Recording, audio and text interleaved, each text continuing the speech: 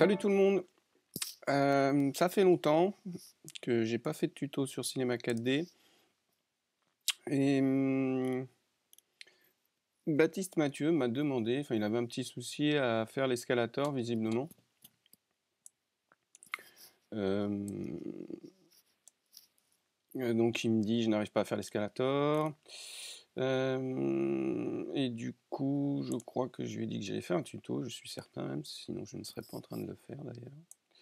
Donc je vais le faire. Euh, Hop, hop, hop, hop, hop, hop, hop, Je ne sais plus où il me demande d'ailleurs. Hmm. J'ai rêvé.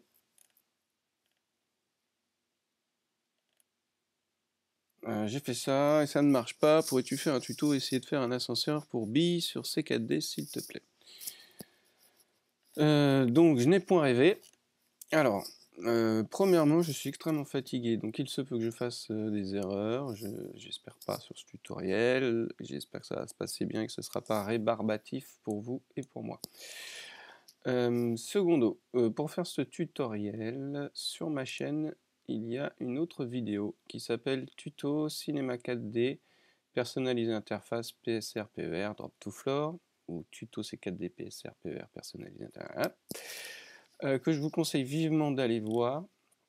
Vous avez ainsi un lien ici pour vous procurer le plugin Drop to Floor, comment l'installer dans Cinema 4D et comment faire venir l'icône de Drop to Floor sur votre interface. Je vous conseille vivement de regarder cette vidéo avant et, et de rejoindre ensuite le tuto que je suis en train de faire maintenant. Je vous engage aussi vivement sur ma chaîne à vous abonner évidemment, à liker les vidéos qui vous plaisent, ça fait toujours plaisir. Et je pense que vous avez ici sur la vue que vous avez en arrivant sur ma chaîne une petite cloche. En cliquant sur cette icône, ça vous permettra d'avoir une alerte à chaque fois que je poste une vidéo sur Cinema 4D, sur la 3D ou sur le jardin. Vous inquiétez pas, j'en poste pas extrêmement souvent pour le moment, donc vous ne serez pas embêté souvent. Maintenant, si je continue un petit peu la série sur les Marble Run, etc., bah, ce sera un petit avantage pour vous de savoir quand est-ce que je poste une nouvelle vidéo. Voilà. Bon, bah tout ça c'est dit. Maintenant, on va faire le tuto pour Baptiste et c'est parti. Donc je vais fermer YouTube, je vais faire venir mon cinéma 4D. Baptiste a la version R15 je crois. Mais moi j'ai la R18 et je pense que en s'adaptant enfin sur certaines peut-être dynamiques il faudra qu'il s'adapte, mais sinon dans l'ensemble je pense que ça va le faire. On va commencer par le début, c'est-à-dire qu'on va venir ici faire fichier enregistrer sous. Sur le bureau, je vais appeler ça Marble Run tuto ascenseur YouTube. Voilà. Je vais faire un copier de ceci. Merci. Je vais sauvegarder. Ensuite, je vais venir ici dans les réglages de rendu. Réglages de rendu, dans les pré-réglages en sortie, je sélectionne sortie, pré-réglage vidéo, film vidéo, je vais prendre HDTV 1080. Donc ça nous fait du HD du 1920 par 1080, parce que la Full HD, à 25 images par seconde. Donc je vérifie ici, vu que j'ai placé 25 images par seconde, sur mon réglage de projet. Si vous n'avez pas ça qui apparaît, vous faites CTRL D sur votre clavier pour faire apparaître votre réglage du projet. Et vous mettez en adéquation l'IPS, qui est le nombre d'images par seconde, en adéquation avec votre fréquence d'image ici, c'est-à-dire 25. Pour le tuto aussi ici, je vais mettre 120 secondes. Voilà. Pas oublier de retirer la petite flèche histoire d'avoir toute la timeline qui apparaît en bas de votre interface sur votre timeline. Intervalle d'image pour l'instant, image courante. Quand vous allez faire le rendu, vous mettrez sur toutes les images, bien évidemment. Enregistrer, on va donner un chemin d'accès, donc on va aller chercher un chemin d'accès sur le bureau. On va créer un nouveau dossier qu'on va appeler rendu au pluriel au cas où vous en faites plusieurs.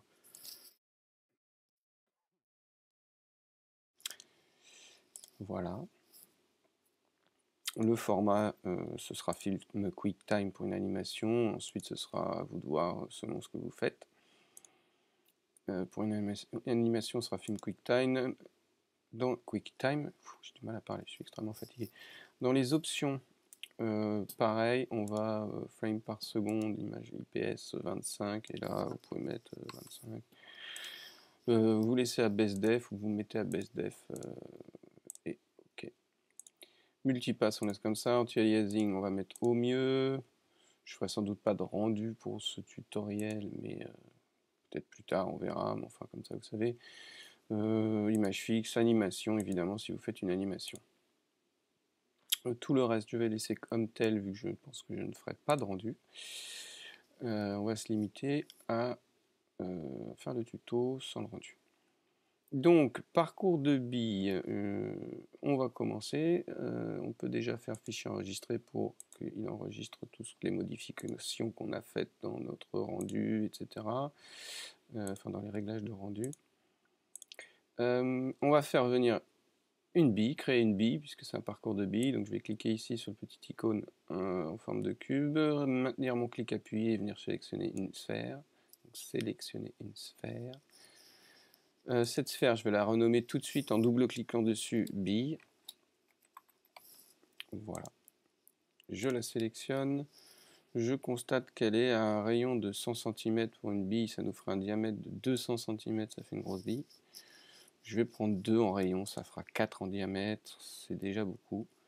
Là, on la voit pas bien parce que du coup, elle est devenue toute petite. Je garde ma bille de sélectionner et j'appuie sur la touche S du clavier, qui va me permettre de positionner la caméra, ou tout du moins la vue, pile poil sur l'objet. En l'occurrence, la bille.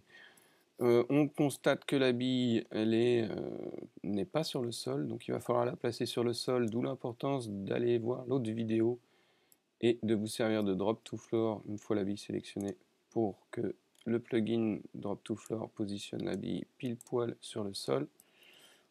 En cliquant sur ce petit icône, vous faites apparaître et vous affichez vos 4 vues de cinéma 4D. On peut en profiter ici pour cliquer, maintenir le clic appuyé, faire un glisser pour se rapprocher de ce qu'on est en train de faire. Et on va faire ça sur chaque vue. Voilà. Je vais reprendre pour l'instant ma vue de perspective, prendre un peu de recul. Notre bille est faite, rayon 2 cm, segment 24, type standard, on laisse ça comme ça pour le moment. Ensuite, je vais avoir besoin d'une rampe parce que si on fait une vis sans fin, les billes elles vont pas apparaître par magie, il faut bien qu'elles arrivent de quelque part pour alimenter la vis sans fin. Donc on va créer une rampe. Pour ça, je vais cliquer ici sur l'icône cube et je vais sélectionner un cube ou juste cliquer une seule fois sur le cube.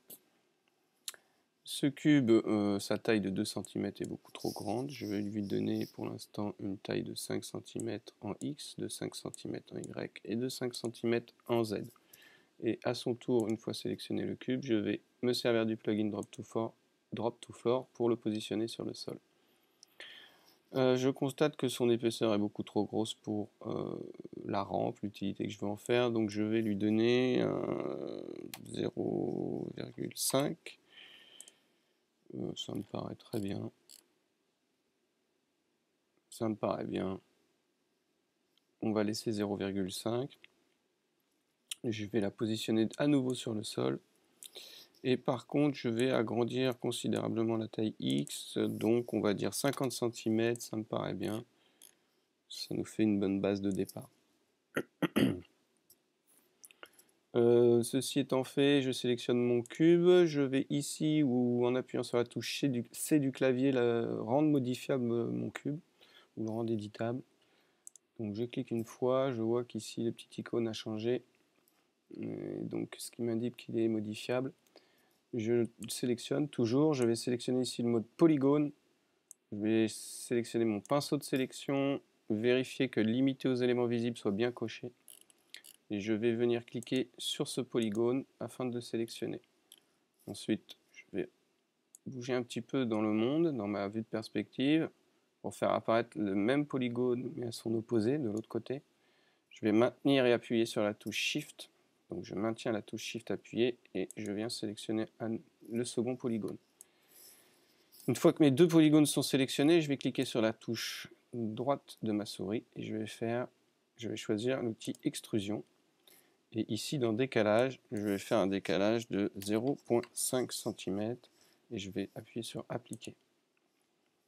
Si je vais sélectionner mes 4 vues et que je sélectionne ma vue de haut, je me rends compte donc qu'ici j'avais 0,5 cm à la base entre le bord de ma bille et le bord de la rampe, puis j'ai fait une extrusion de 0,5 cm.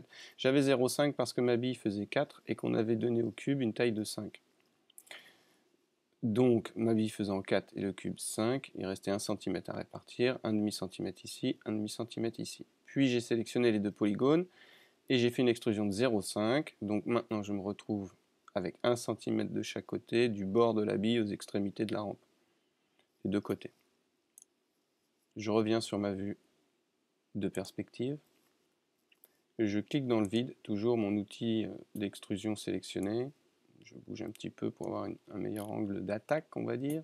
Je vais venir sélectionner ce polygone, appuyer sur la touche Shift, la maintenir enfoncée, et le second polygone, exactement le même, à l'opposé, sur la rampe.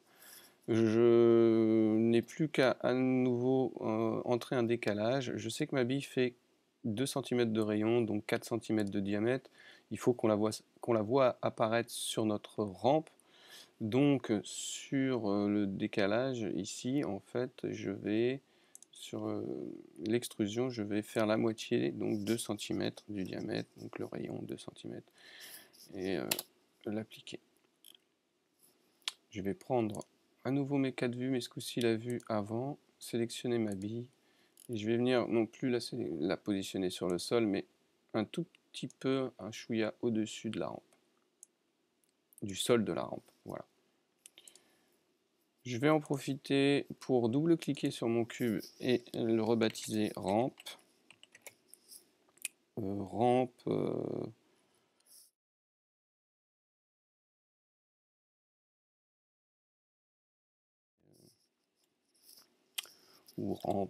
vis sans fin, rampe bille vis sans fin, voilà, rampe bille vis sans fin. Ça c'est fait.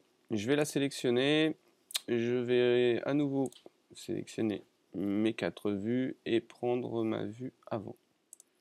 Je vais prendre un peu de recul, voilà pour le moment. Appuyer sur le clavier en appuyant sur le raccourci KL pour faire apparaître le petit couteau en mode boucle proportionnel, limité à la sélection de décocher, sélectionner les arêtes, créer de décocher. Je vais un petit peu à l'aide de ma souris, de la molette de ma souris, zoomer dans ma vue et faire une première découpe ici. Alors c'est à vue, hein, on n'est pas obligé de faire... Voilà, et puis à peu près ici, qu'elle soit répartie à peu près de la même manière. Je vais reprendre ma vue de perspective. Je vais venir sélectionner mon pinceau de sélection. Et je vais dans un premier temps prendre ma bille et la placer en enfant de ma rampe. Ce qui va avoir pour effet de déplacer la bille en même temps que je déplace la rampe.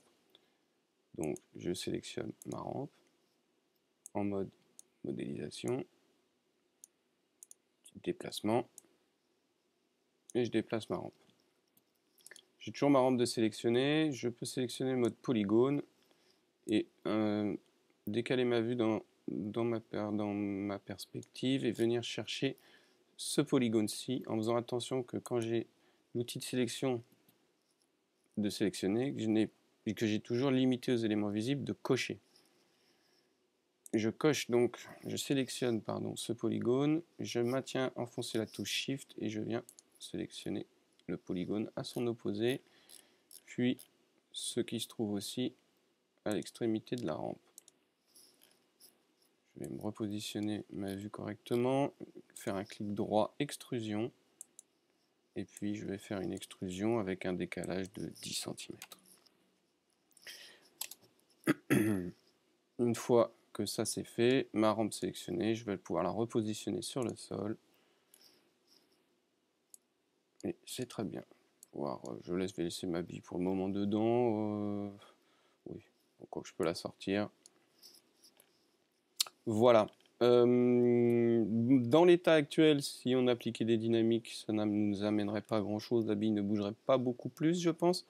Donc il va falloir créer une pente sur cette rampe.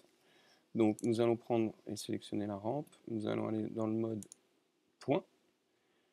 Et nous allons sélectionner ici rectangle de sélection.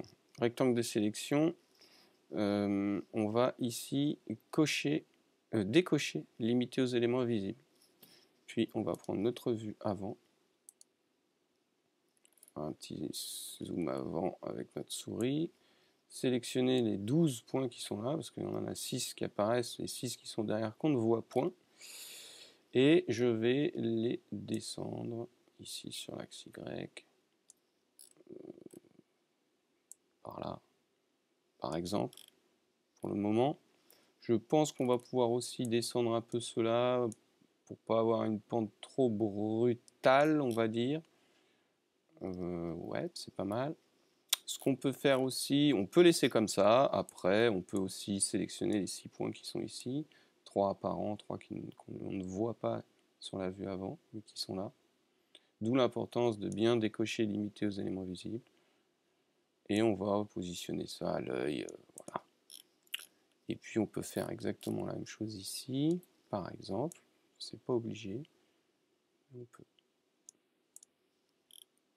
Très bien. Je vais reprendre ma vue avant, de perspective, pardon.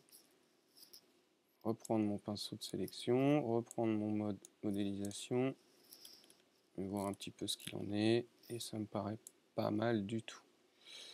Ce qu'on va faire, c'est qu'on va avoir aussi besoin de plus d'une bille. Donc la bille, je vais la laisser là, mais je vais la mettre un petit peu plus bas, comme convenu, comme tout à l'heure. Et je vais aller chercher un cloneur dans MoGraph, cloneur.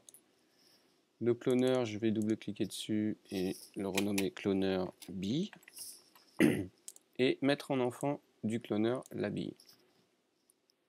Non, avant d'ailleurs, je vais sortir la bille, pardon, et c'est le cloneur que je vais mettre en enfant de la bille, et je vais appuyer et cliquer sur PSR pour que le cloneur soit exactement au même emplacement que la bille. Puis à ce moment-là, je vais mettre la bille dans le cloneur.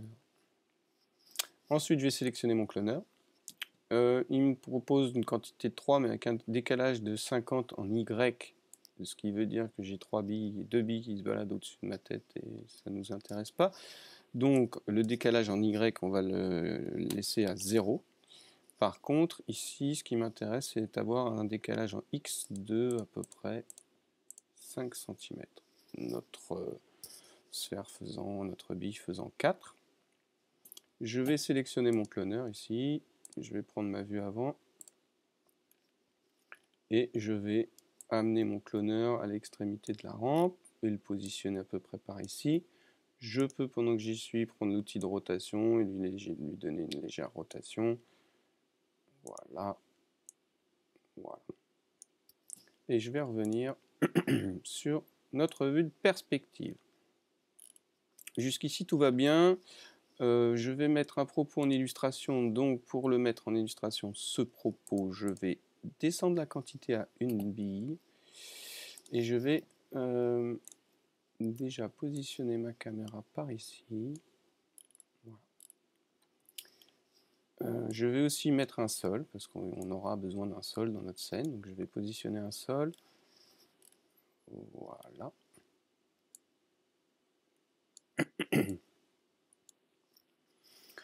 Et je vais commencer à appliquer des dynamiques pour mettre en propos ce que je vais essayer de vous dire. Donc, le sol, dynamique, propriété, simulation, on sélectionne notre sol, donc je sélectionne mon sol, propriété, simulation, collision. corps collision, simulation corps collision. Voilà, donc il applique un tag de collision sur mon sol. Ça, c'est fait, on n'en parle plus. Limite, vous pouvez sélectionner votre sol et faire Alt G pour le mettre dans un nœud que vous allez renommer scène. Voilà. Et vous mettrez votre sol, votre arrière-plan, vos lumières, votre caméra, tout ce qui concerne la scène. Ça, c'est fait. On s'occupera plus de ça.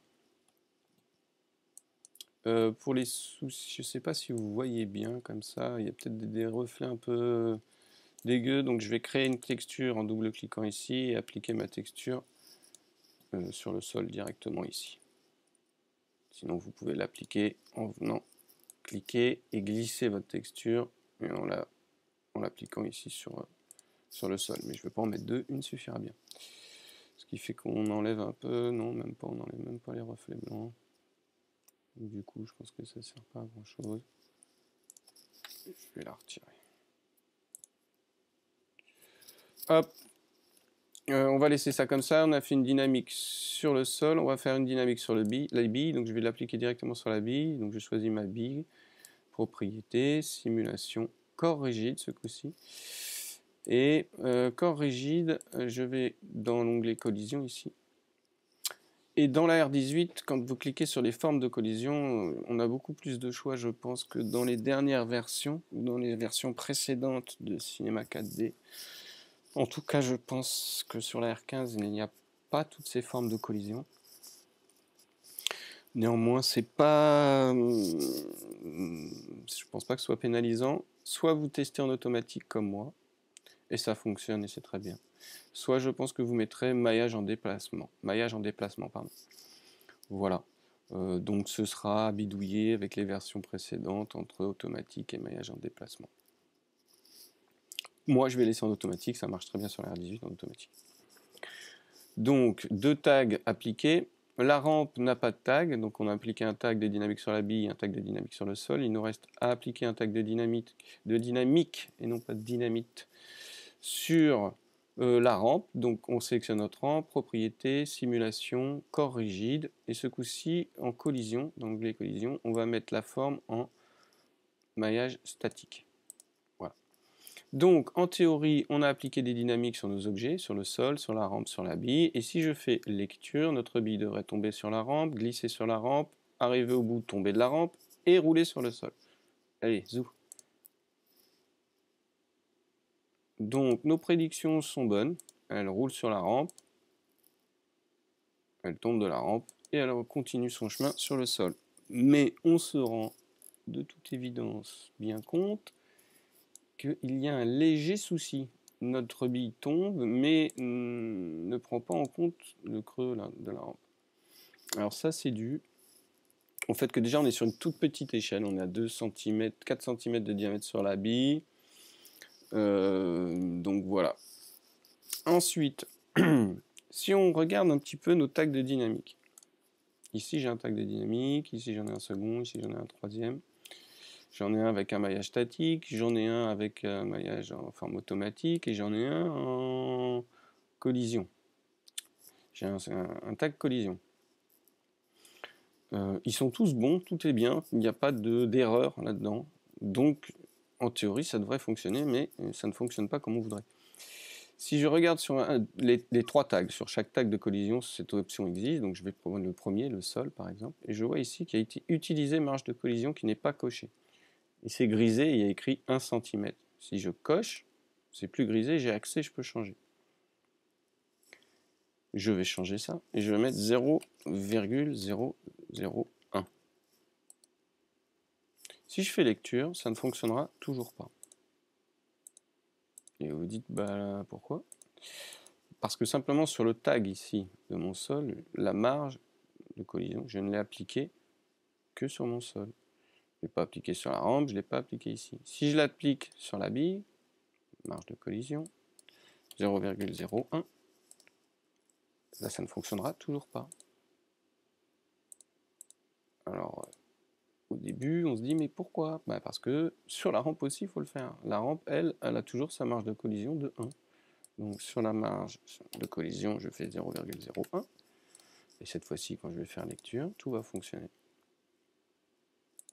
Alors, dans Cinema 4D, c'est-à-dire que là, je peux régler, mais je vais vous montrer, vous pouvez aller aussi faire CTRL-D, donc vous faites CTRL-D pour aller afficher vos réglages du projet, et vous voyez que dans les onglets ici, vous avez un onglet dynamique. Dans cet onglet dynamique, vous avez d'autres onglets, Général, Cache, Expert, Visualisation, vous allez dans Expert, et vous avez marge de collision. Si ici, je change ma marge de collision à 0,001,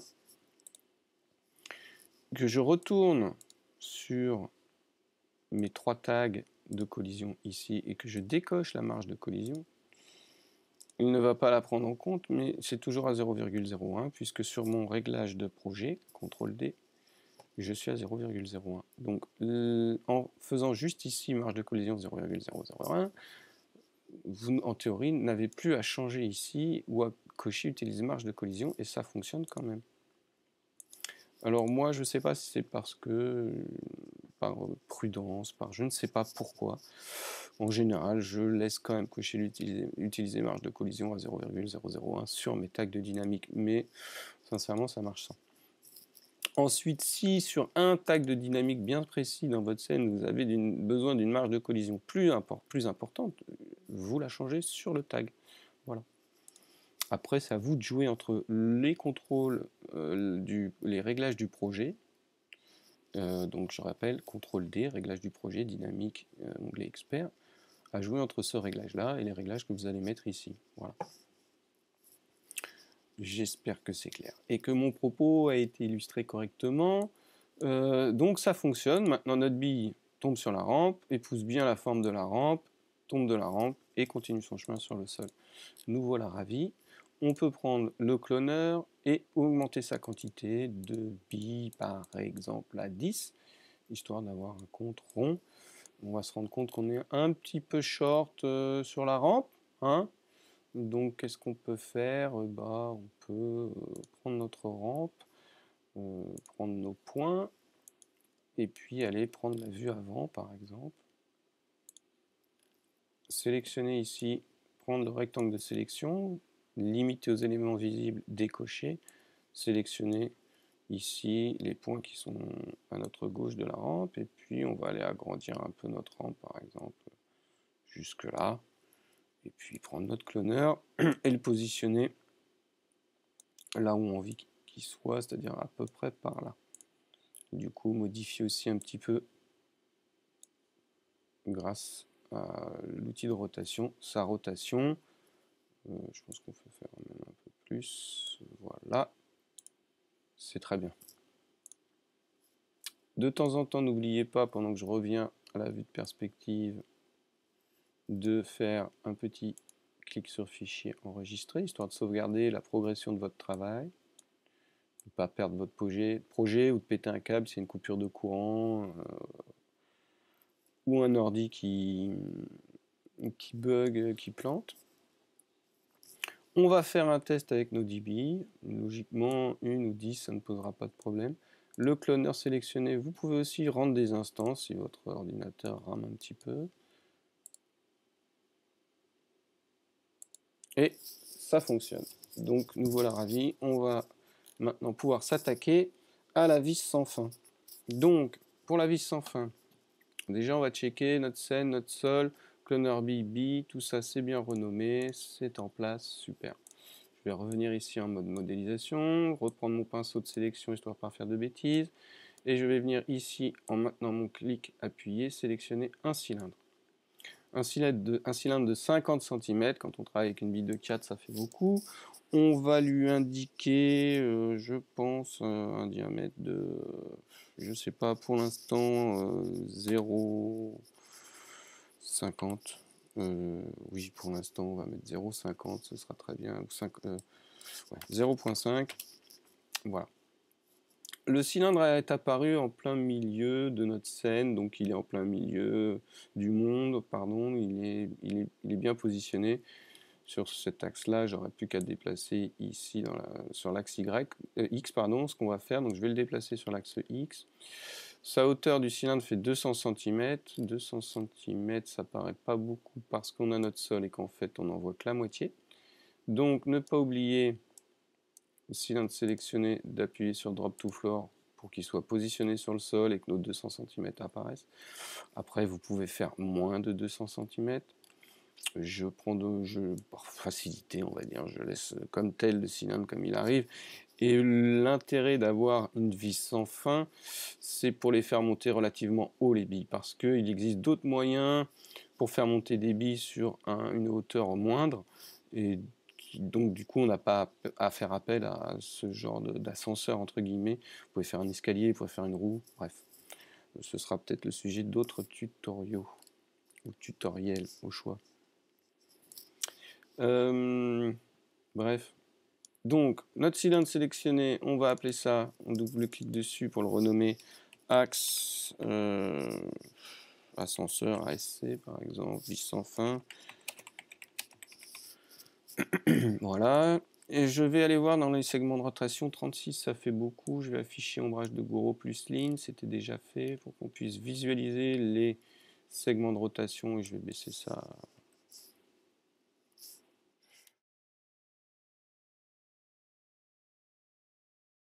Excusez-moi. Alors c'est toujours pareil, les segments de rotation, selon vos angles de caméra, si votre caméra est très proche ou pas, ce sera à vous de voir, selon ce que votre ordinateur peut gérer comme polygone aussi, 10, 16, à vous de voir, entre 10, 16, ce que vous voulez. Je vais laisser 16 parce que j'ai déjà constaté que c'est un peu plus propre quand on est proche, quoi, c'est tout. Mais c'est un choix personnel.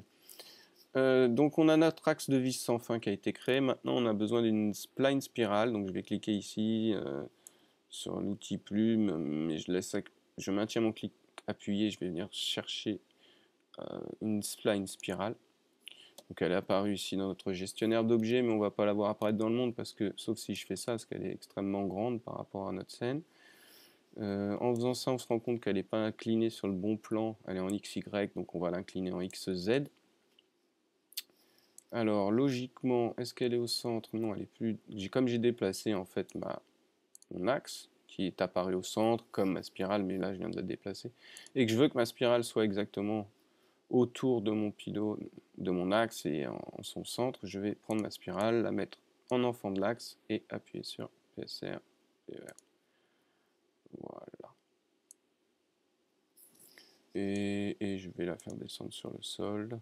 Est-ce qu'elle dépasse en dessous? Non, c'est très bien. Je vais sortir ma spirale. Je vais double-cliquer ici, juste faire un copier de ça, pomme C ou copier. Double-cliquer ici, faire un petit espace et faire pomme V pour renommer le tout, savoir que c'est bien mon axe de vis sans fin et que c'est bien la spirale de l'ascenseur vis sans fin.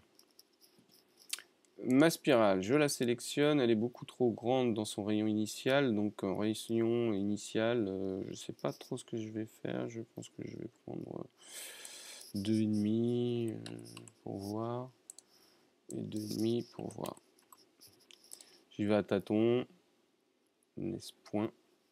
Donc on est pas mal, on est pas mal. Je voudrais que ma spirale soit un tout petit peu plus petite que mon...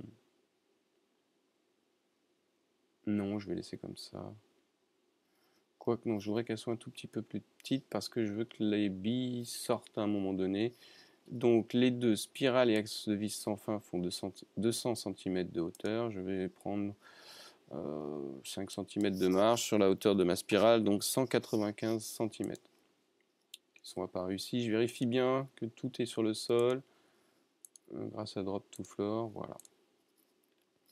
Ensuite, ma spirale, on va avoir besoin de plus de spirales, de spires, de tours. Ça, on va aller régler ça dans l'angle final. Je vais l'augmenter à fond, je vais mettre 10 000. Soyons fous. Voilà. Donc ça nous donne un truc un peu bizarre, tordu comme ça, mais c'est pas très grave. On va laisser comme ça. Adaptative, non, on va mettre naturel, je pense. Et je pense même qu'on va mettre à 0. Excusez-moi. Voilà, bon, c'est pas très joli pour le moment. On va venir je vais passer ma spirale au-dessus. Et je vais faire venir une autre spline. Donc je maintiens mon clic appuyé. Je vais venir prendre une spline cercle, et je vais lui donner un rayon de... Non, pas une spline cercle, qu'est-ce que je raconte? Je vais prendre une spline rectangle. Voilà. Ma spline rectangle, je vais la mettre dans ma spirale et appuyer sur PSR, qu'elle soit là où elle devrait être. Et je vais faire... oh là là, 400 c'est beaucoup. Notre bi fait 4 on a dit, donc je vais faire 3. Voilà. 3 cm, ça me paraît pas mal. De largeur, de hauteur non. De hauteur je vais faire un truc tout petit, il ne faut pas que ce soit haut, on va dire 0.2. Voilà. Et je vais lui donner un arrondi, 0,1 c'est très bien. Donc notre spline elle est ici pour le moment. Et c'est super. J'ai mes deux splines, je vais prendre ma rectangle, je vais la placer au-dessus de ma spirale et je vais venir ici chercher une extrusion contrôlée NURB, sélectionner mes deux splines et les positionner dans cet ordre dans mon extrusion contrôlée NURB. Et on voit ce que ça donne, un truc extrêmement dégueulasse. Et ça c'est dû à beaucoup de choses. Déjà une extrusion contrôlée, on va défaire le roulis, on va décocher roulis, voilà. Déjà c'est un peu plus propre, mais c'est pas encore ça, n'est-ce pas?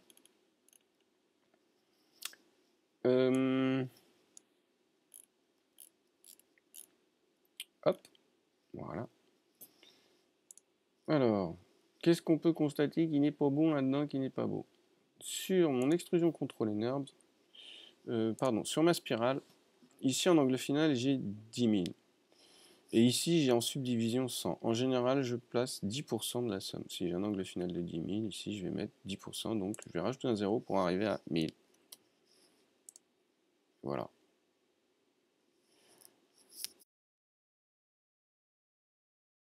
Spline rectangle adaptative naturelle.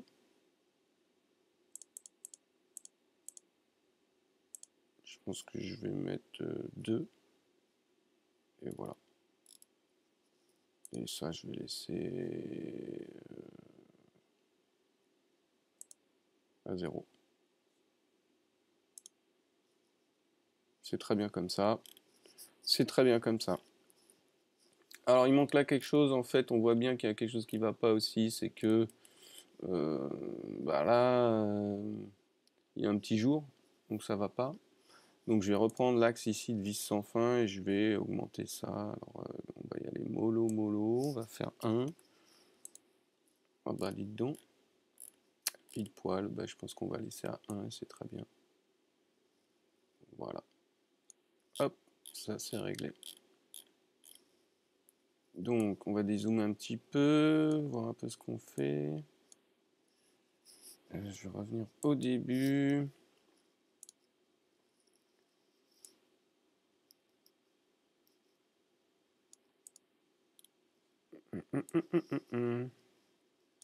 C'est pas mal.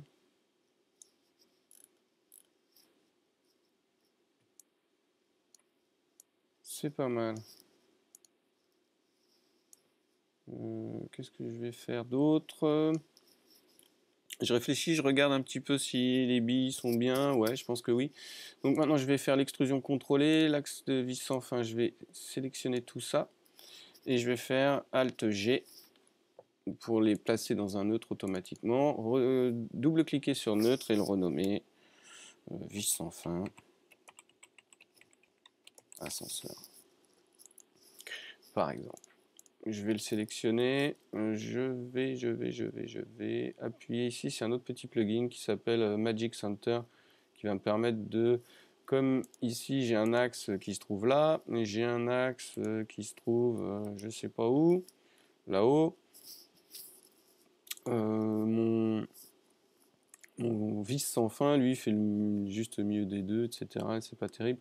Donc en cliquant dessus et avec ce petit plugin, il va me placer juste mon axe où il faut. Et c'est très bien. Hop. Non, hop, voilà. Donc j'ai ma vis sans fin. Si je vais prendre mes 4 vues, ma vue de haut, faire un petit zoom arrière, et je vais positionner, donc bien sélectionner vis sans fin.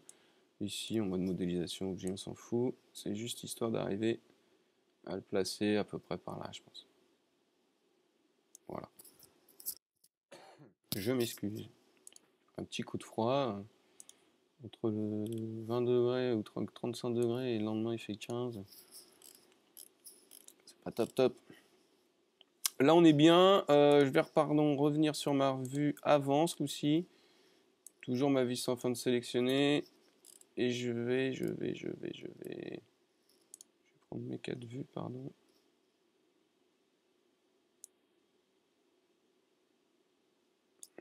Je vais mettre de l'axe qui est ici pour déplacer, mais je regarde ici. Et je vais déplacer tout doucement ça au-dessus du sol, un tout petit peu pour que ça ne me gêne pas plus tard. Et que ça n'accroche pas sur le sol. C'est pas mal. C'est pas mal. On aura besoin aussi d'une autre rampe. Bon, là on a un axe, mais on va avoir besoin d'une rampe sur le côté pour garder la bille en place ou les billes en place. Donc je vais reprendre la vis sans fin. Je vais prendre l'axe ici. Je le sélectionne, je clique dessus, je maintiens mon clic appuyé dessus. J'appuie en même temps sur CTRL, je maintiens appuyé sur CTRL et je fais un glisser que je relâche. Je relâche d'abord ma souris, puis CTRL pour créer un double en fait de mon axe de vis sans fin. Et je vais l'appeler autrement, je vais l'appeler rampe bloc bille vis sans fin, je sais pas, on l'appelle comme on veut, voilà. Hop. Elle est beaucoup trop grosse, je pense, je suis sûr même, donc je vais prendre ma vue avant, la vue de haut, pardon. Et le rayon, je vais faire 0,3. Puis, je vais déplacer ça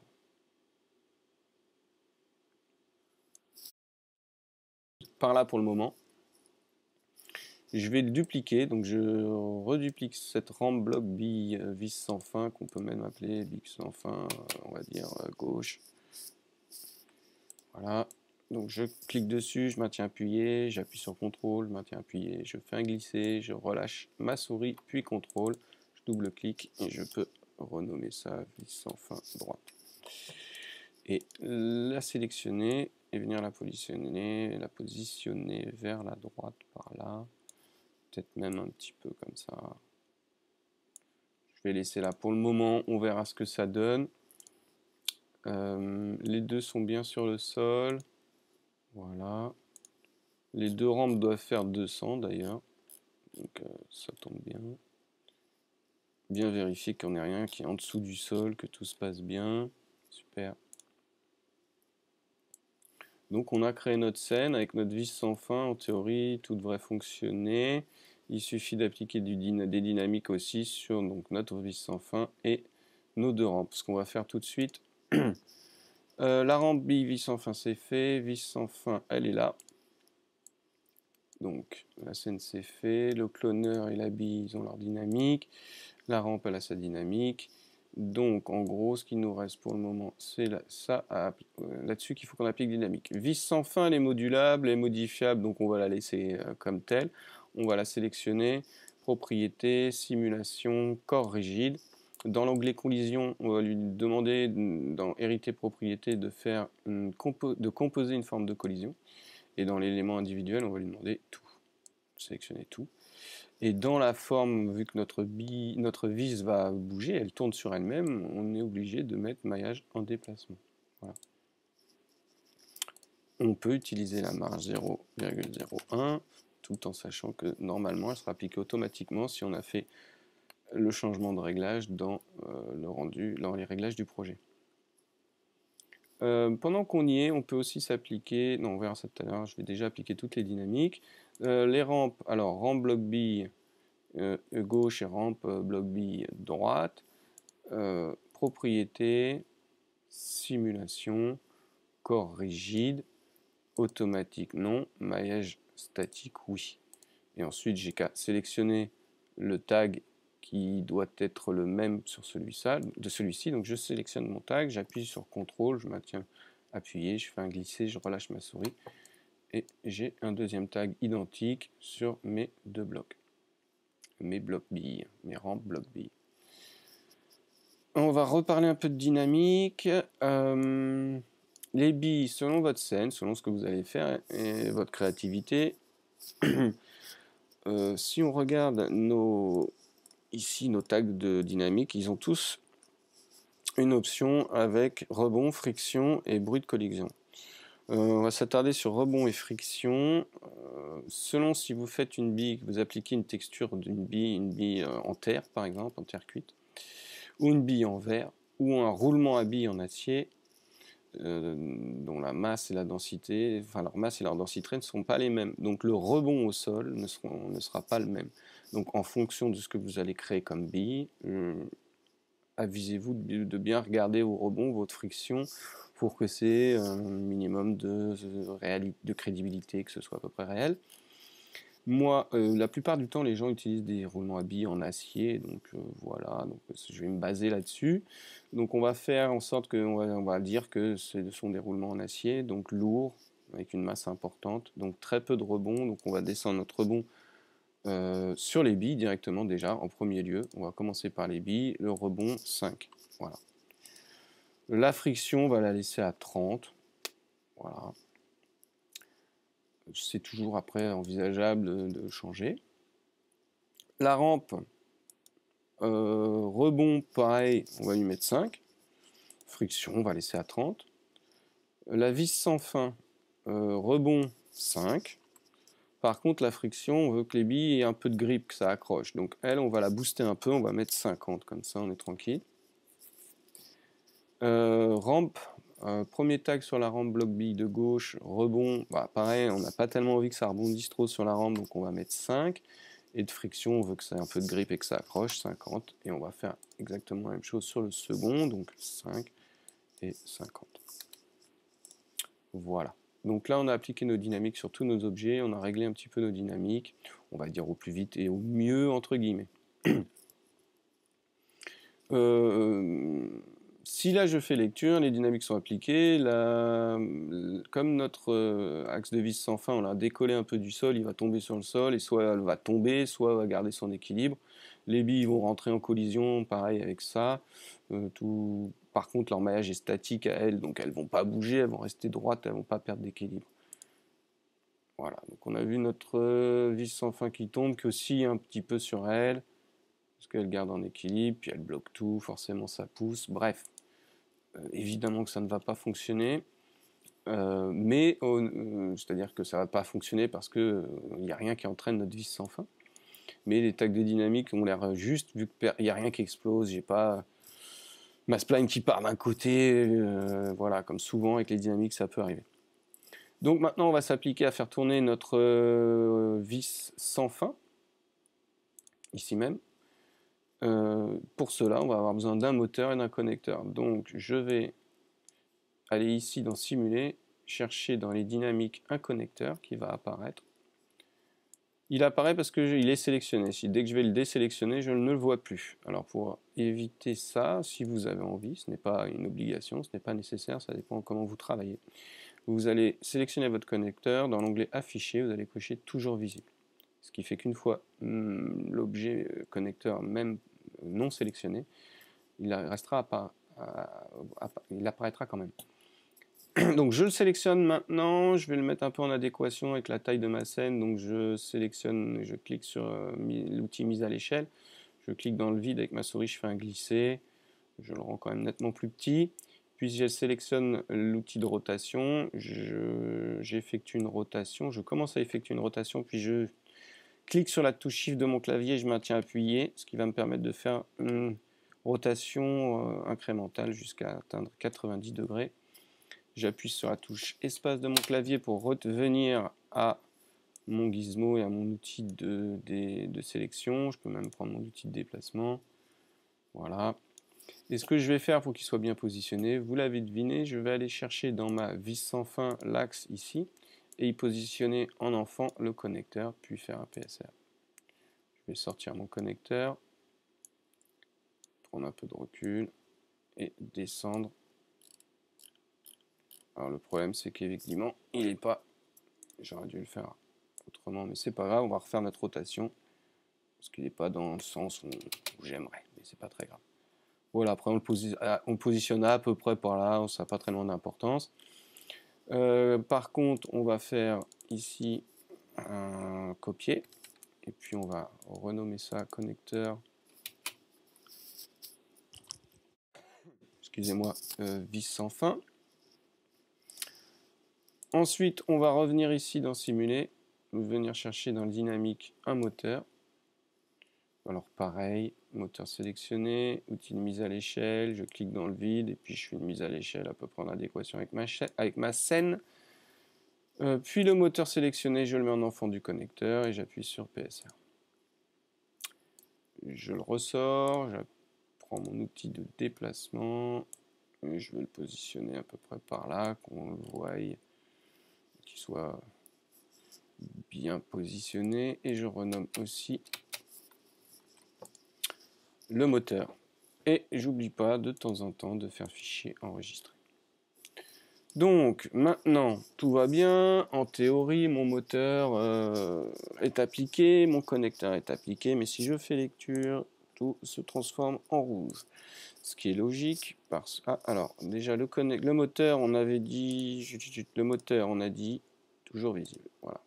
Parce que comme ça, vous vous rendez bien compte que quand je clique, tout est rouge et CinemaCAD nous signale qu'il y a un problème. Et si c'est rouge, c'est que c'est pas un petit problème. Et le problème, il est tout simple, c'est que on a indiqué à CinemaCAD qu'on avait mis des dynamiques un peu partout, qu'on avait mis le connecteur, etc. Mais on n'a pas indiqué au connecteur qui nous demande dans son onglet objet les deux objets qu'on va mettre dans les champs A et B, l'objet A et l'objet B.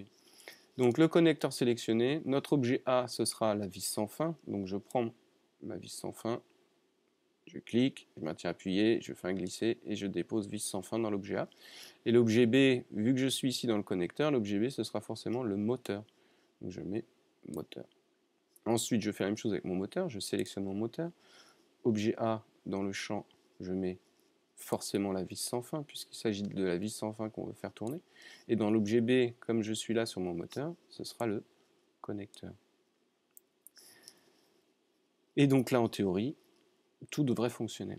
Donc, je vais appuyer sur lecture, désélectionner ceci, appuyer sur lecture. Notre vis sans fin tourne, mais on se rend compte qu'elle tourne dans le mauvais sens. Et donc, quand nos billes vont rentrer en contact avec, il va se passer ceci. Donc, on va reprendre notre moteur, et dans notre moteur, on voit dans l'objet, ici, onglet objet, qu'on a une vitesse cible angulaire de 1000, ce qui est déjà beaucoup. On va la baisser à 500. On a un couple aussi, comme un moteur, ça a un couple. On va l'augmenter, je vais le mettre à 200, voilà. Je pense que c'est un peu stupide de mettre plus, peut-être, il faudra régler. Pour faire en sorte que si un jour, vous pouvez mettre 300, allez, voilà, 300. Si un jour, dans votre scène, vous continuez le Marble Run et qu'il y a plein de trucs et qu'ici, votre rampe, elle est, je sais pas, il y a un truc qui fait qu'il y a beaucoup d'autres billes qui arrivent et que du coup, il se peut qu'à un moment donné, toute cette petite, que toute la bille sans fin soit pleine de billes. En laissant le couple à 5, vous allez avoir un peu de mal. À 300, ça va, je pense, y aller tout seul. Donc, prévoir, regarder et changer ça. Par contre, bon, on a diminué la vitesse de cible angulaire, donc effectivement, notre vis tourne moins vite, mais toujours dans le même sens. Donc, pour qu'elle tourne dans l'autre sens, c'est-à-dire à l'opposé, on va juste appliquer un moins devant le 500 pour indiquer au moteur qu'on veut qu'elle tourne, qui tourne dans l'autre sens. Et maintenant, ça tourne à l'opposé. Nos billes sont emportées. Ça fonctionne plutôt pas mal. Je vais revenir quand même au début, prendre ma vue de haut, sélectionner ici avec mon outil de sélection mon rang bloc billes là, et je vais faire la lecture pour voir où arrivent les billes. Ok. Bon bah il est bien positionné, c'est très bien. Je laisse ça là. Après, selon votre scène, si vous changez les diamètres, les hauteurs, le rayon de votre axe, il faudra forcément bidouiller un petit peu tout ça. Bon, là, c'est fait. Par contre, je n'aime pas le fait que, évidemment, les billes sautent au départ. Alors, je pense qu'on peut régler ce problème-là en ayant une inclinaison peut-être un peu moins forte ou un peu plus forte de la rampe, en s'aidant avec les points. On peut aussi hop, revenir au début et créer par exemple ici des petites rampes, on va dire.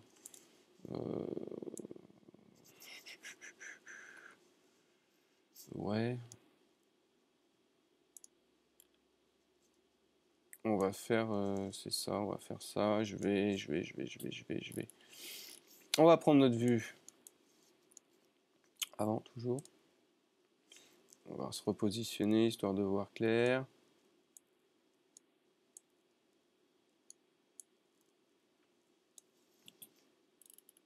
Voilà, je vais ici sélectionner mon outil plume. Bézier, peut-être pas, je vais prendre linéaire. Et puis je vais faire un point ici, je vais faire un point là.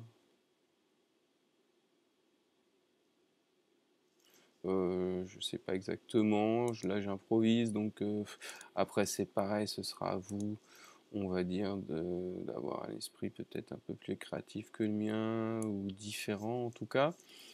Hop, je vais sélectionner, voir ces deux points. Pourquoi ces deux points, pardon, ces quatre points.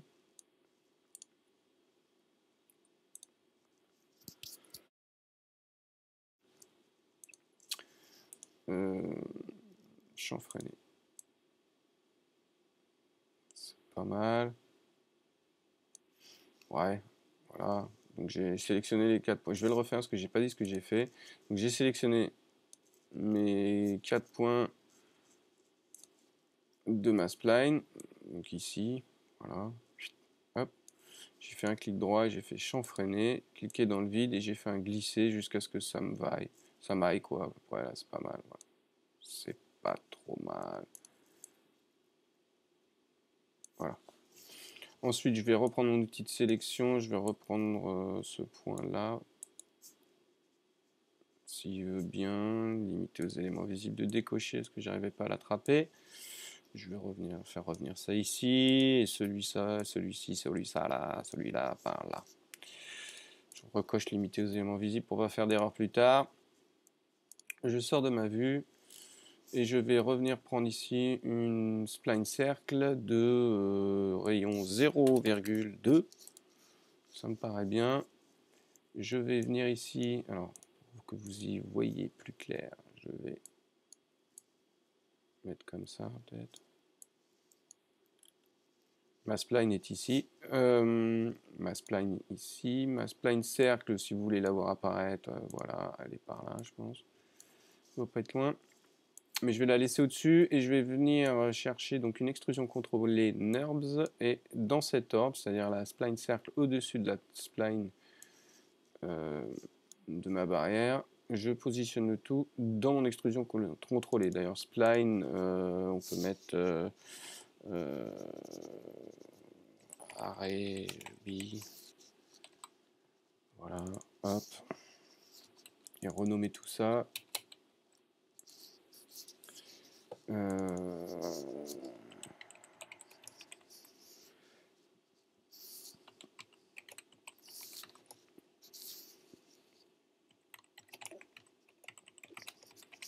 Hop, je vous laisse renommer comme vous voulez, hein. Donc, voilà. Dans notre extrusion contrôlée NURB, le couvercle, on n'en a pas besoin, donc je pense que je vais faire 100. On ne verra pas. Alors là, c'est pareil, hein, c'est un peu énorme. Donc, on va mettre naturel. On va baisser tout ça. Il y a un petit problème d'ailleurs avec les points, mais on va régler ça. Et là, c'est pareil, on va mettre naturel.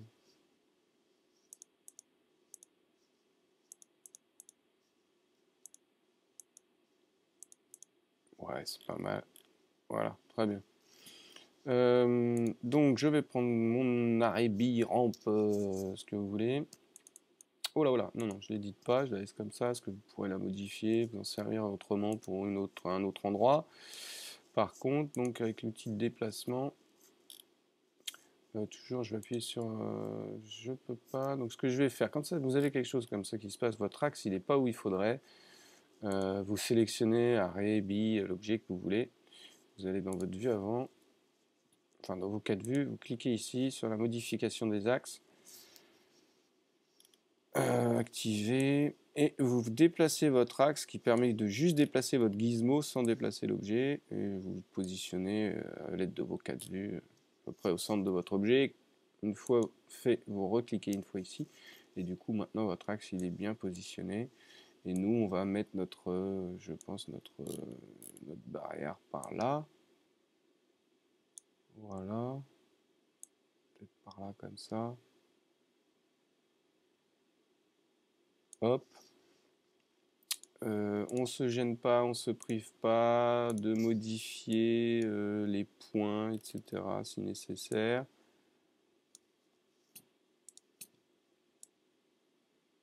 Hop, ouais, c'est très bien comme ça. Donc celle-là, on l'a nommée comme ça. Je vais mettre pareil, je vais mettre droit.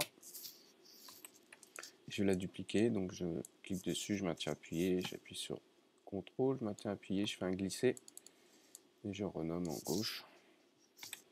Je sélectionne et je déplace ma copie sur la gauche à son opposé à peu près par là.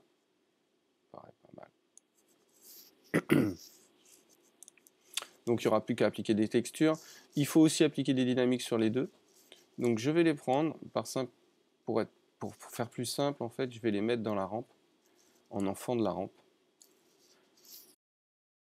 Ce qui fait que quand je prends ma rampe, en théorie elles vont se déplacer avec. Voilà. Et je pourrais les laisser ou les enlever de la vue, peu importe. Donc maintenant on a la dynamique, ça devrait fonctionner. Je vais désélectionner ça, je vais créer quand même une petite texture qu'on voit bien les, les billes. Hop, voilà, très bien pour le moment. Le cloneur, je vous ai dit, hein, n'oubliez pas, vous pouvez rendre des instances. Bref, pas vraiment le sujet du jour. Donc là, on voit que c'est encore trop court, qu'il y en a une qui se sauve. Oh la vilaine! Alors, bah, on bidouille, hein, on va aller dans dans nos arrêts, on va sélectionner la bille, on va sélectionner à l'aide de la touche contrôle, pardon, nos deux splines arrêt bille. Et puis en mode point, on va venir sélectionner nos points ici, par exemple, tout ça là. En faisant attention qu'on a bien limité aux éléments visibles de décocher, sinon ça va pas le faire, on va pas prendre les splines qui sont derrière, les points de la spline qui sont derrière. Donc là on a tout sélectionné et on va augmenter un petit peu ça. On peut peut-être même genre sélectionner juste que cela et lui donner un peu d'air, la faire un peu plus, je sais pas, un peu plus stylé comme ça par exemple. Après c'est l'imagination, il faut bidouiller, il faut regarder un peu ce qui va passer, ce qui va aller au mieux. Hop, je recommence, je relance la simulation. Alors, il y a quelque chose qui... Ah bah oui, bien sûr.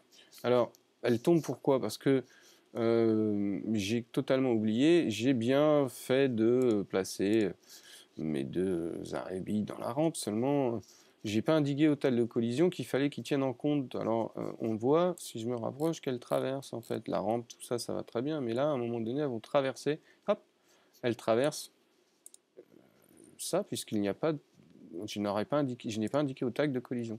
Donc je sélectionne mon tag de collision sur la rampe bille vis sans fin, hérité propriété composé forme de collision, et élément individuel tout. Du coup maintenant, Cinema 4D sait qu'il faut qu'il prenne en considération les deux arrêts billes qui sont dans la rampe bille. Et je peux faire lecture.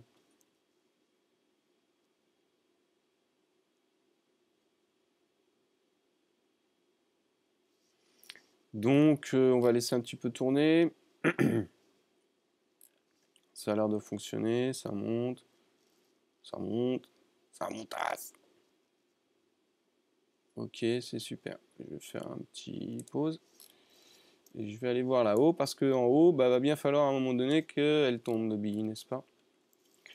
Alors, où est-ce que je suis? Je suis où? Je suis là. D'accord, donc moi mes billes, j'aimerais qu'elles tombent... je vais revenir au départ, parce que sinon j'ai du mal à me déplacer dans ma scène. Je vais venir se faire sortir les billes plutôt par là. Après...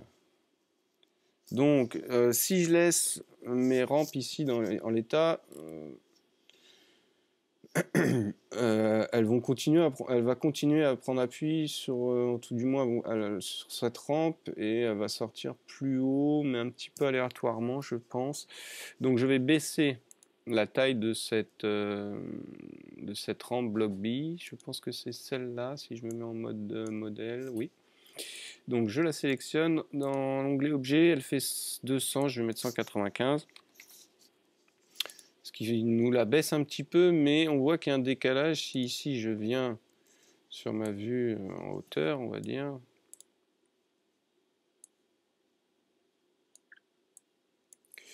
on va tout de suite voir qu'il y a un décalage entre le haut de notre vis sans fin et notre rampe. Et en fait, c'est parce que on ne l'a pas, on a diminué de 5 cm, mais elle est donc du coup plus sur le sol. Donc toujours sélectionner, je vais faire drop to floor. Et là, elle est sur le sol. On a gagné nos 5 cm et on est à la même taille que notre vis sans fin, notre spirale qui fait 195. Notre bloc B fait 195. On est pile poil et c'est ce qu'il faut. Je retourne dans ma vue de perspective. Je vais faire fichier enregistré. On est pas mal. On est pas mal.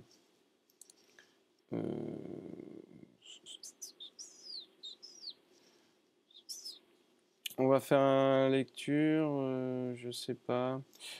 Ça me pose il y a un truc qui me pose un problème évidemment. C'est bon, alors c'est un tuto, c'est pour vous montrer comment marche la vis sans fin, mais je pense qu'il y en a beaucoup qui vont refaire exactement la même chose, et du coup, alors ce qui me pose problème, c'est que s'ils refont la même chose, ce sera pas très crédible, parce que je vais prendre mon connecteur vis sans fin, afficher, je vais décocher ça qu'on les voit plus, parce que une vis sans fin, là comme ça, dans le monde réel, c'est impossible. Dans le monde réel, la vis sans fin, elle ne tourne pas par l'opération du Saint-Esprit sur un sol. Ça, c'est niet. Donc.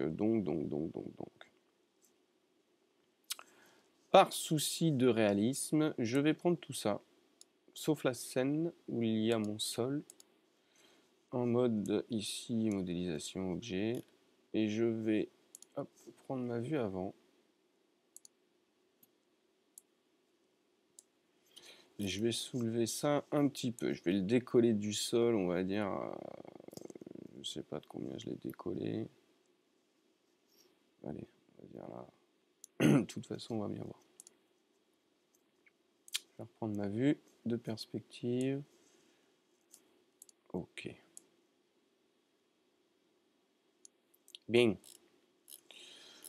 Et je vais prendre un cube. Voilà. Hop. Je vais le placer. Je vais lui donner une taille toujours pour voir clair, quoi. 5,5. On modifiera ça après. Je vais le positionner sur le sol. Je vais le prendre, je vais le mettre dans l'axe de la vis sans fin, en enfant de l'axe de la vis sans fin, et faire un PSR, le sortir, drop to floor, pour être sûr d'être bien. On s'en rend compte sur notre vue de haut, être bien au centre de l'axe de notre vis sans fin. Je vais lui demander une taille en Y de 0,5, ce qui me paraît, ou 1, allez, 1, voilà, 1. Hop, ouais. Je vais le monter jusqu'ici. Je vais m'aider ma vue ici pour être bien ma vue avant, toujours. Et je pense que je vais venir donc... oups, qu'est-ce que j'ai fait? Je vais venir par là. Donc déjà, je vais augmenter sa taille ici. Jusqu'à ce qu'on touche... Voilà, jusqu'à ce qu'on arrive à peu près...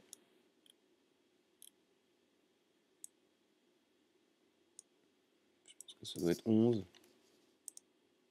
Ah, Si 11 c'est bien, pardon, cube 11, je vais juste le déplacer, voilà. Et je vais le déplacer à l'œil aussi, pour qu'il touche les deux pieds qui sont là. Mais on a quand même notre marge ici, là. Normalement, elle devrait être suffisante. Ce qu'on peut faire, c'est le tester tout de suite. Prendre notre cube, on va mettre ça, on va rappeler ça support. Vis sans fin, ascenseur. Et je vais propriété, simulation, corps rigide, automatique, non, en statique, maillage statique. Et on va faire un test. Comme ça, on va voir si la vis sans fin, ça lui pose problème ou pas. Absolument pas. Elle tourne, c'est très bien. Et c'est tant mieux. Par contre, on a un petit souci ici en largeur. Donc on va se positionner correctement. Ou à peu près correctement. Mieux de céder des vues. Voilà. Et je vais prendre mon cube. Je pense qu'on peut agrandir ça comme ça. Voilà, ça fait 10 cm, allez. Si on veut faire un carré, on fait 11. Voilà. Pas mal. Hop. Je peux augmenter les segments. N'oubliez pas d'afficher les ombrages de gros plus ligne. Donc, je vais augmenter les segments. Je pense que je vais faire 8 segments et en X et 8 segments en Z. Ouais, ça me paraît bien. Je vais lui mettre des petits biseaux. Voilà. Alors, petit rayon subdivision du biseau, on va mettre 0.2. 0.1 même, c'est très bien. Et on va mettre 3. On va presque mettre 0.2. Non, allez, on va laisser comme ça. C'est superbe. Ah, magnifico. Ça fait un peu plus planche en bois, bref. Ça accrochera un peu plus la lumière, ça c'est pareil, ce sera à vous d'aviser plus tard. Ce que vous avez envie de faire. Support de vis, super. Je vais le rendre éditable, touche C du clavier ou ici. Je sélectionne mon pinceau de sélection, limiter aux éléments visibles de décocher. Il me gêne dans ma scène en double-cliquant ici, enlever le sol de la vue pour que j'y voie clair.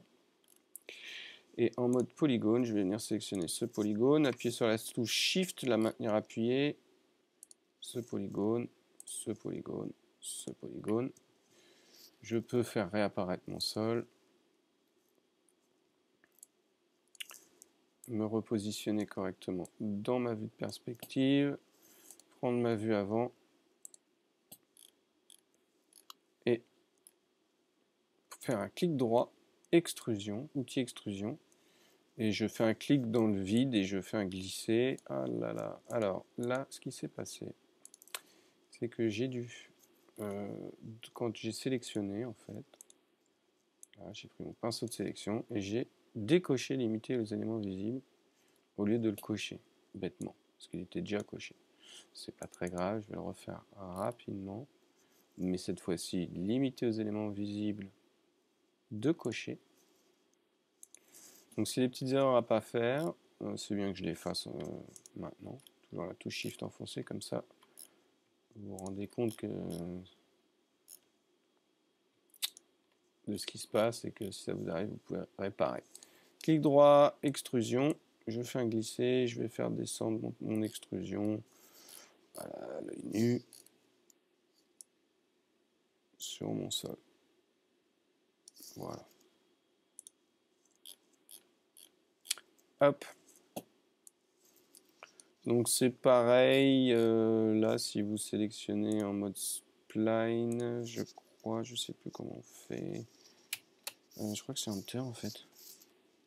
Enter on est en point, là on est en spline. Donc là je suis passé en appuyant sur la touche entrée, en fait je suis passé du mode polygone au mode point, au mode spline, et on pourrait faire par exemple sélectionner par boucle et venir sélectionner ici les boucles en faisant arrêter aux délimitations, sélectionner les délimitations en jouant ici en fait.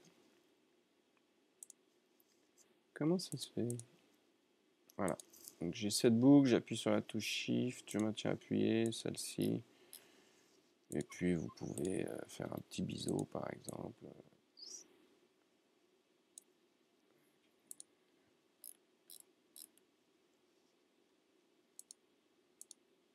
Voilà, histoire de dire qu'il y a des pieds. C'est pas nécessaire, je vous montre juste vite fait.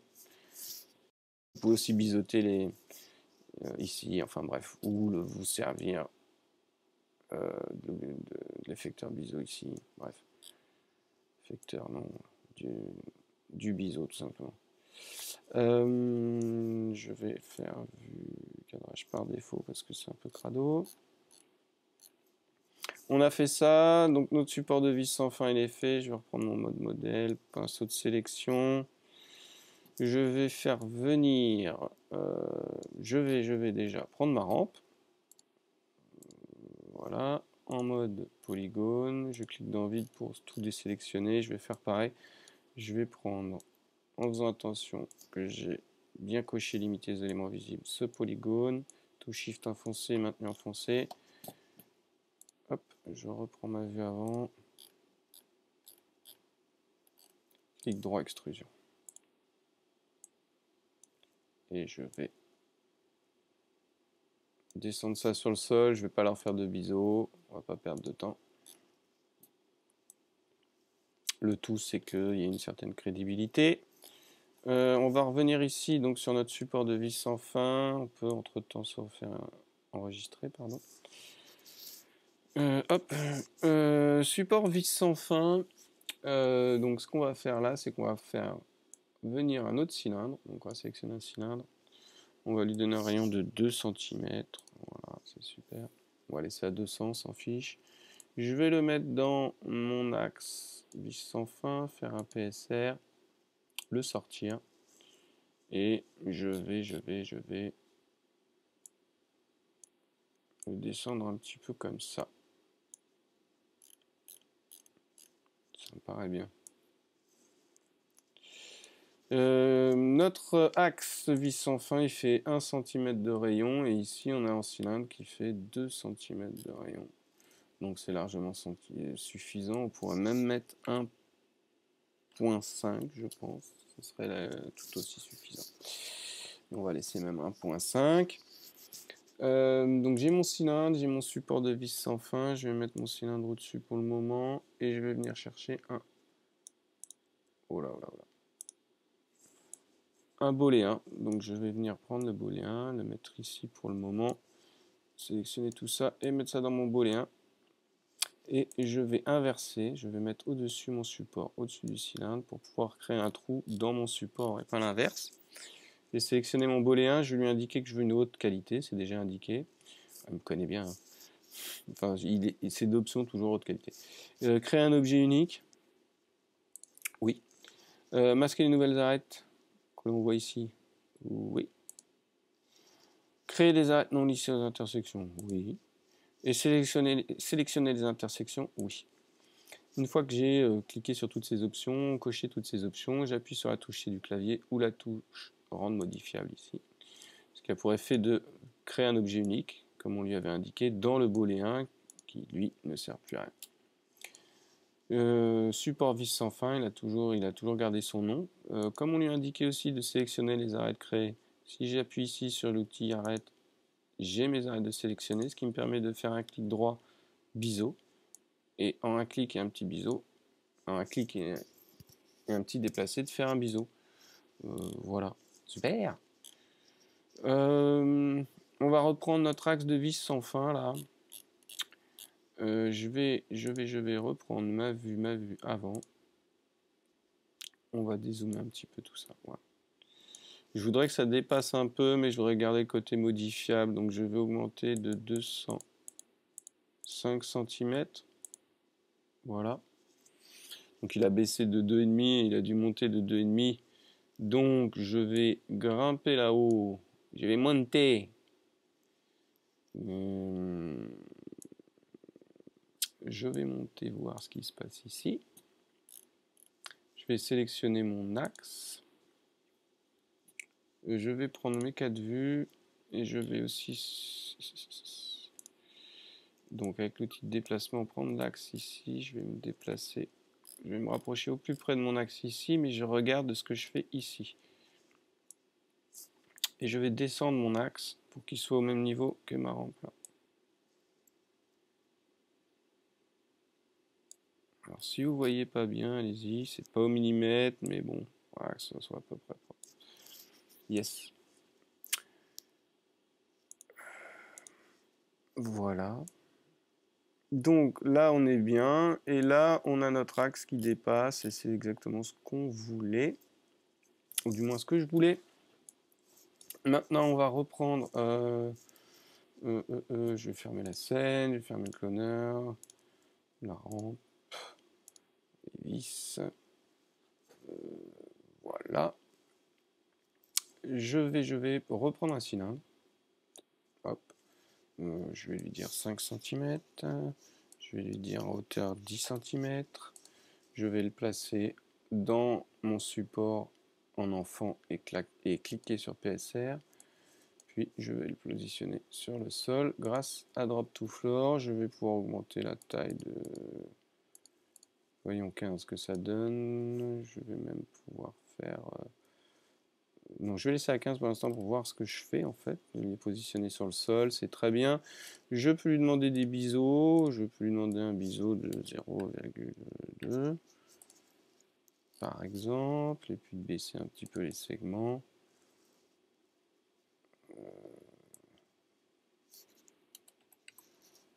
On va voir un petit peu ce que ça donne. Voilà, faire un semblant de moteur en gros, parce que c'est ce que j'essaye de faire. Donc on va le rebaptiser moteur.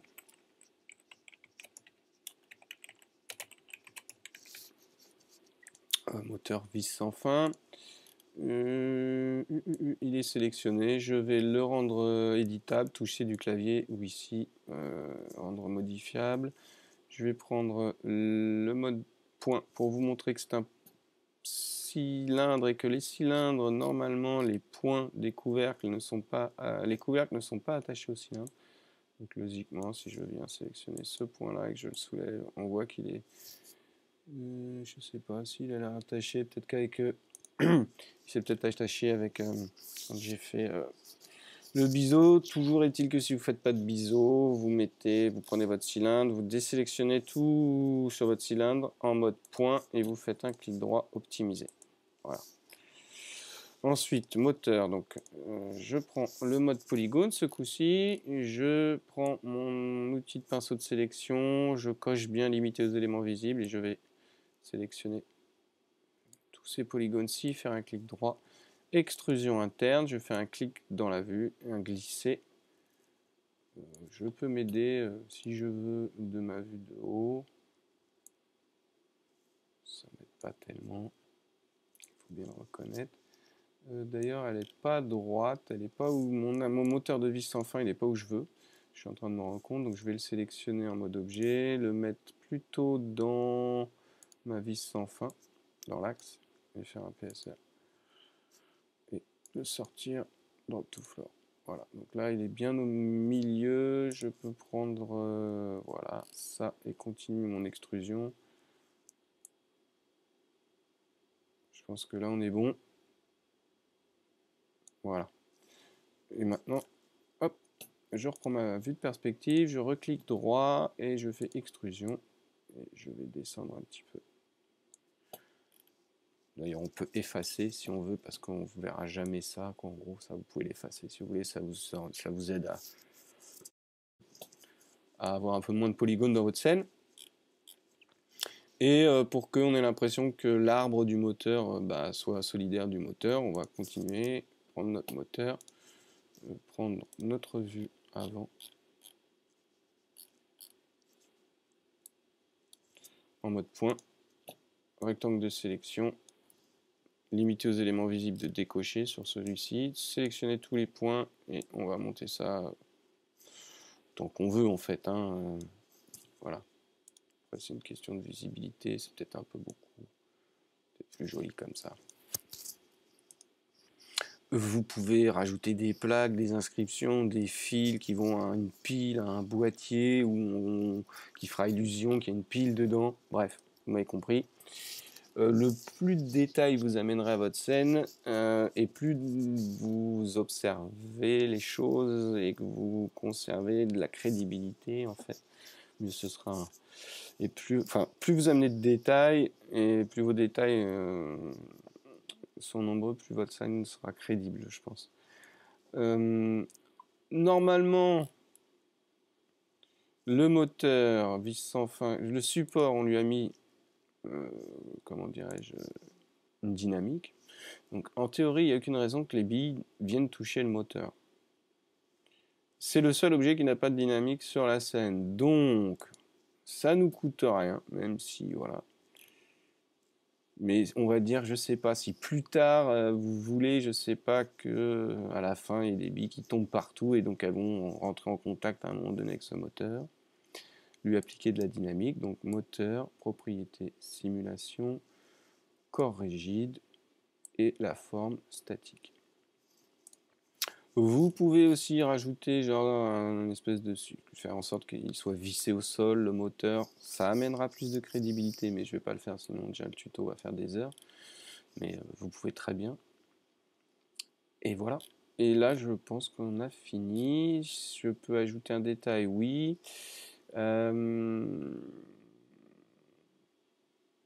Je peux ajouter un détail dans le fait que la rampe qui est ici, il n'y en a pas en haut, donc je vais la sélectionner, je clique, je maintiens mon clic appuyé, j'appuie sur la touche contrôle du clavier, je maintiens la touche contrôle du clavier appuyé, je fais un glisser, je relâche ma souris, le clic de ma souris, et je vais renommer ça vis sans fin haut. Voilà. Je vais le prendre et je vais le grimper tout en haut sur ma scène. Je vais prendre ma vue ici de haut, dézoomer un petit peu, voir ce que je fais. Donc mes billes arrivent bien comme ça, je voudrais qu'elles sortent par là. Donc je vais décaler ma rampe ici, prendre mon outil de rotation et faire une rotation à... comment on a dit, elle descend dans ce sens-là, donc dans ce sens-là, avec l'outil, avec la touche Shift enfoncée pour avoir un incrémental de rotation et arriver à 90. J'appuie sur la touche espace de mon clavier pour passer d'un outil à l'autre. Et je vais venir positionner ma rampe par là, à peu près. Alors, il va y avoir du bidouillage aussi, dans ce sens-là, à régler, je pense. Pour l'instant, je vais la laisser là, voir un petit peu ce que ça donne en haut, dans ma vue de perspective. Je vais pas vous indiquer, mais je pense que depuis tout à l'heure j'en parle, que vos pieds doivent toucher le sol, elle ne peut pas rester en l'air là. Donc vous pouvez après rajouter une autre rampe, évidemment, la mettre en dessous et faire descendre, mais faire en sorte qu'elles se touchent toutes, qu'elles soient solidaires les unes des autres et qu'elles touchent le sol, qu'elles soient maintenues. Donc, qu'est-ce qu'on a fait ici? On en était là. Donc logiquement mes billes elles doivent sortir où là? J'ai dit ça là? Oh, ça me paraît un peu bizarre. Si, on va le tenter comme ça, on va voir où elles sortent. Voilà. Alors il va falloir attendre un petit peu que les billes montent, pardon.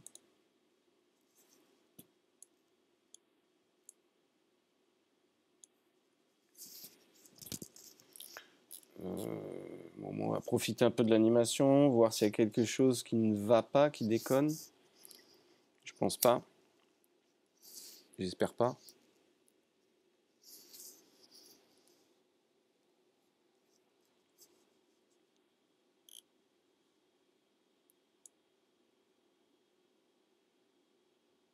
Bon, jusqu'ici tout va bien. Jusqu'ici tout va bien.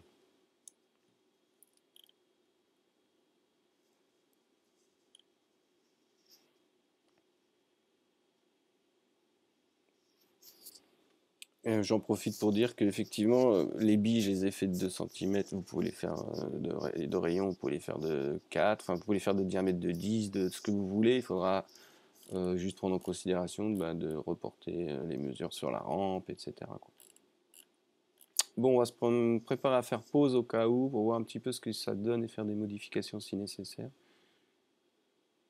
Ok, donc on voit que c'est nécessaire. D'accord. Faire pause. J'aurais pas dû peut-être revenir au début, mais c'est pas grave. Je vais prendre ma rampe, je vais la décaler un tout petit peu, même si ça me plaît pas, je vais la décaler un tout petit peu comme ça. Je vais sélectionner le mode polygone et je vais venir, grâce à l'outil pinceau de sélection, limité aux éléments visibles de cocher, venir prendre juste ce polygone, faire un clic droit, extrusion. Je vais relancer une lecture pour attendre, pour voir les billes arriver. Et faire mon extrusion en fonction de la hauteur nécessaire par rapport à la bille, ne pas faire n'importe quoi tout de suite. Parce qu'avec les dynamiques, il suffit de peu de choses euh, pour que tout déconne.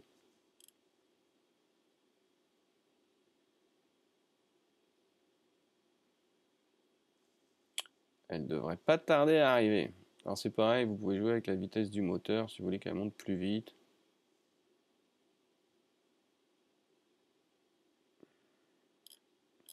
Allô.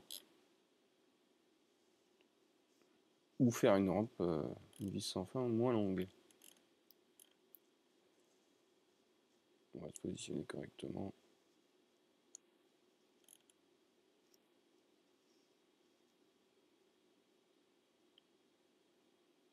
On va se tenir prêt à faire l'extrusion. Ok, je vais faire l'extrusion, je pense. Non. Non. Ok. Donc, c'est ma rampe. Et je pense qu'il faut que je la déplace un peu plus vers là. Voilà. Là, je pense qu'on est bon.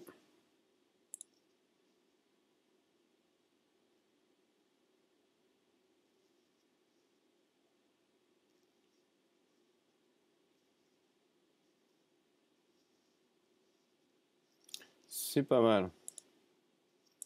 J'ai envie de laisser comme ça. Peut-être monter un tout petit peu et encore, je suis pas sûr que ce soit nécessaire. On va peut-être refaire un test vite fait, histoire d'être sûr. Mais bon, je pense que vous avez compris le principe, que c'est peut-être pas trop la peine. Si on va tenter, tiens, avec la vitesse du moteur plus rapide, on va mettre ça à 700, voir ce que ça donne. Déjà, ça va les faire monter plus vite. Est-ce qu'elles vont monter à 700? Logiquement, si la dynamique est bonne, il n'y a aucune raison que ça foire. Par contre, elles vont sortir beaucoup plus vite là-haut, donc je pense que je vais ralentir le moteur arrivé là-haut.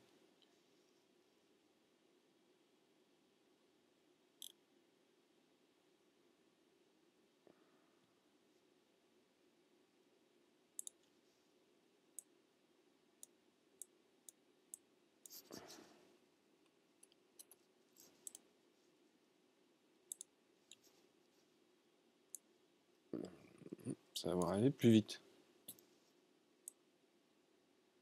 Et là, on va remettre 500.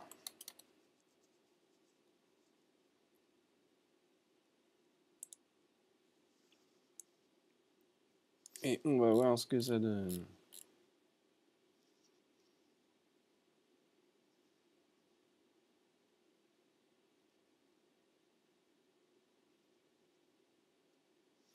Bon, bah voilà, ça a l'air de fonctionner. Je pense qu'il n'y a pas besoin de faire plus.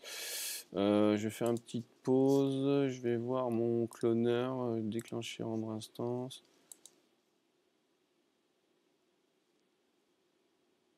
Ouais, ils ont toutes le même comportement à peu près, donc c'est pas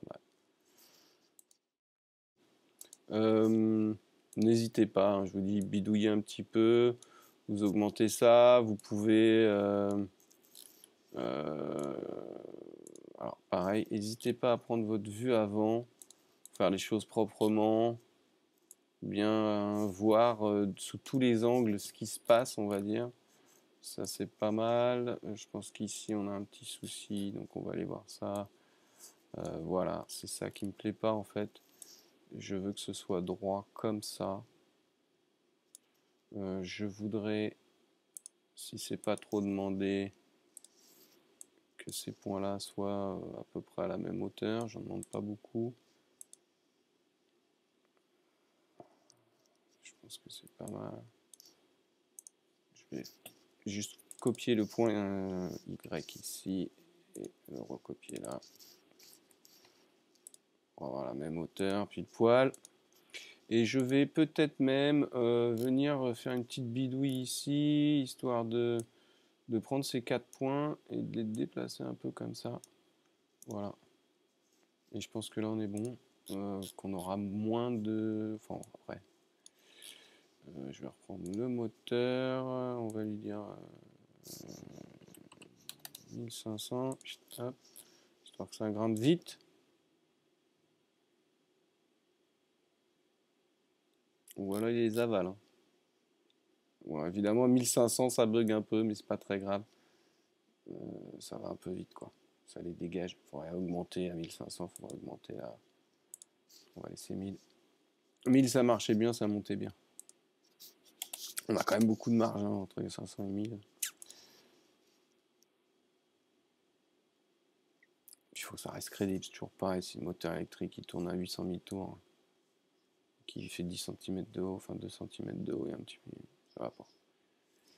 Et on entend du bruit parce que j'ai un chat qui veut rentrer par la porte alors qu'il a une trappe à chat. Donc je vous laisse 2 secondes, je vais ouvrir au chat, je reviens. Non, on va attendre.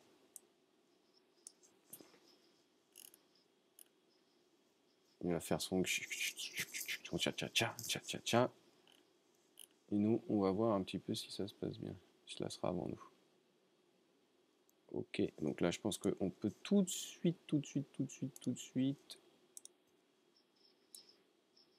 augmenter ça et recommencer. Je vais lui ouvrir, je reviens.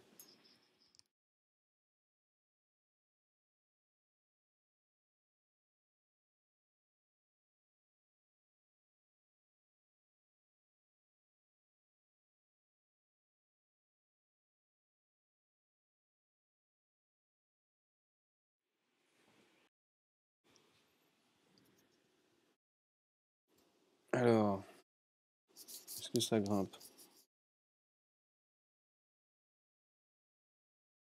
Voilà. Ça me paraît plus sécure. Tout à l'heure, ça me paraissait un peu... C'est bien passé, mais je me suis... peut-être que là, je pense que c'est un peu plus sûr. Voilà. Donc tout ça pour vous dire que bah voilà, pour les dynamiques, faut bidouiller, faut regarder, faut pas hésiter à, voilà, bien regarder les tags de dynamique, les pourcentages de friction, de rebond, la masse aussi sur les billes par exemple. Je pense que oh, j'en ai 4 de chats et il va falloir que je les ouvre à tous. Et ils ont une trappe mais ils veulent pas passer dessus. Enfin, quand ça leur chante. Billes, masse, densité du monde. Vous pouvez densité personnalisée, peut-être monter à 4 par exemple. Pour qu'elles aient un comportement plus de billes très lourdes. Voilà, ça me paraît un peu plus réaliste. La rampe, on peut la dupliquer évidemment. Et puis, lui donner une autre position, par exemple. Et après, vous allez accrocher tout ça. Ce que je vous conseille de faire, par exemple, c'est, comment dirais-je, de venir, je sais pas, à cette hauteur-là. Bon, après, c'est des bidouillages, hein. De modifier un petit peu cette rampe. Et puis de la mettre dans un cloneur, et puis de refaire. Enfin bon, bref, vous m'avez compris, il y a pas mal de choses à faire. Il y a de quoi s'amuser, je pense, en tout cas. Et voilà. Donc je vais arrêter là. On va se taper une dernière simule.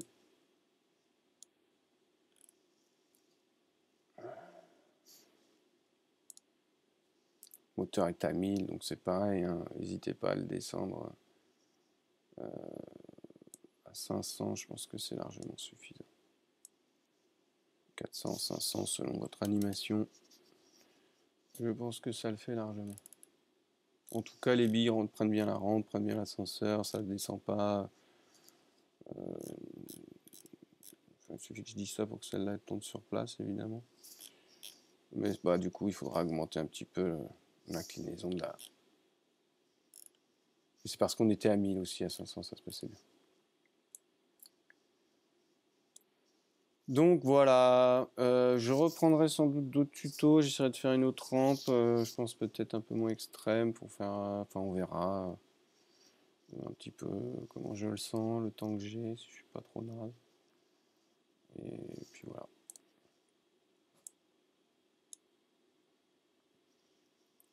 Hop, donc je vous dis bah écoutez à bientôt. Et puis bah, bon parcours de billes, faites-en si vous en faites, n'hésitez pas à m'envoyer le lien que je vois un petit peu, que ça m'amusera, ça me fera plaisir. N'hésitez pas à liker la vidéo, à vous abonner et appuyer sur la petite cloche quand vous êtes sur ma chaîne pour recevoir une notification quand je poste une nouvelle vidéo. Tchuss les amis, à bientôt. Ciao, peace.